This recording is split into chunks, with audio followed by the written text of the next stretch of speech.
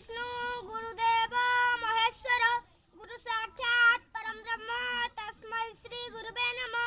अज्ञानतिमिरान्धस्य ज्ञानजनशलाकया चक्षुरुन्मीलितं येन तस्मै श्री गुरुवे नमः।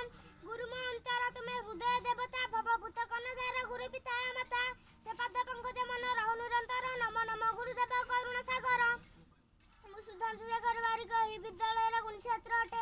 ବରେଣ୍ୟ ସଭାପତି ମହୋଦୟ ପୂଜ୍ୟ ଗୁରୁଜୀ ଓ ଗୁରୁମାଙ୍କ ପଦାରବିନ୍ଦରେ ମୋର ଭକ୍ତିପୂତ ପ୍ରଣାମ ଜଣାଇ ଆରମ୍ଭ କରିବାକୁ ଯାଉଛି ମୋର ଏକ କୁନି ଅଭିଭାଷଣ। 1888 ମସିହା ସେପ୍ଟେମ୍ବର 5 ତାରିଖରେ ମାନ୍ଦ୍ରାଜର ତିରୁଥାନୀ ଏକ ଗରିବ ବ୍ରାହ୍ମଣ ପରିବାରରୁ ଜନ୍ମଗ୍ରହଣ କରିଥିଲେ।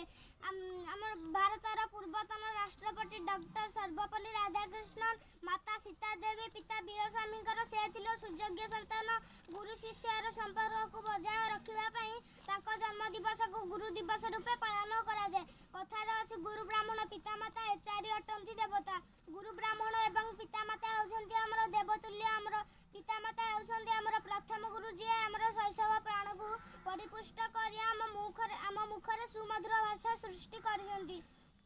ଆମର ଗୁରୁ ଦ୍ୱିତୀୟ ପିତାମାତା, ଯିଏ ଆମର ଜୀବନର ଲକ୍ଷ୍ୟସ୍ଥଳ ଆଡ଼କୁ ଅଗ୍ରସର ହେଉଥିବା ତୀରର ହେଉଛନ୍ତି ଧନୁ। ଆମ ଜୀବନ ରୂପକ ରଥର ସାରଥୀ ହେଉଛନ୍ତି ଆମର ପୂଜ୍ୟ ଗୁରୁ। ଦୁଃଖର ବିଷୟ ହେଉଛି ସଭ୍ୟ ଶିକ୍ଷିତ ଓ ସ୍ୱାଧୀନ ଭାରତ ମାର ଆମେ ହେଉଛୁ ଅବୋଧ ସନ୍ତାନ। କେବଳ ଆମରିମାନଙ୍କ ପାଇଁ ସମାଜରୁ ଲୁପ୍ତ ପ୍ରାୟ